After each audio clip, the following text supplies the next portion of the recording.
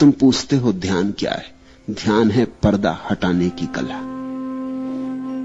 और ये पर्दा बाहर नहीं है, ये पर्दा तुम्हारे भीतर पड़ा, तुम्हारे अंतस्थल पर पड़ा है।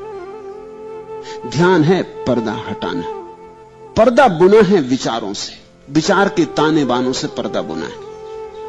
अच्छे विचार, बुरे विचार, इनके ताने बाने से पर्दा बुना है। जैसे जैसे तुम विचारों के पार झांकने लगो, या विचारों को ठहराने में सफल हो जाओ, या विचारों को हटाने में सफल हो जाओ, वैसे ही ध्यान घट जाएगा।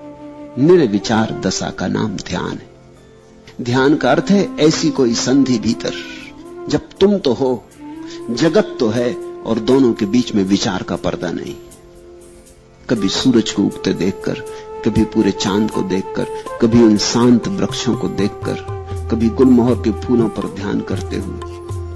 तुम हो, गुलमोहर है, सजा दुल्हन की तरह, और बीच में कोई विचार नहीं। इतना भी विचार नहीं कि ये गुलमोहर का वृक्ष है, इतना भी विचार नहीं। कि फूल सुंदर हैं, इतना भी विचार नहीं। शब्द उठ ही नहीं रहे, अवाक, मौन, स्तब्ध तुम रह गए हो। उस घड़ी का नाम ध्यान है। पहले तो क्षण क्षण को होगा, कभी कभी होगा, और जब तुम चाहोगे तब न होगा, जब होगा तब होगा। क्योंकि ये चाह की बात नहीं, चाह में तो विचार आ गया, ये तो कभी कभी होगा। इसलिए ध्यान के संबंध में एक बात ख्याल से पकड़ लेना, खूब गहरे पकड़ लेना, ये तुम्हारी चाहत से नहीं होता है।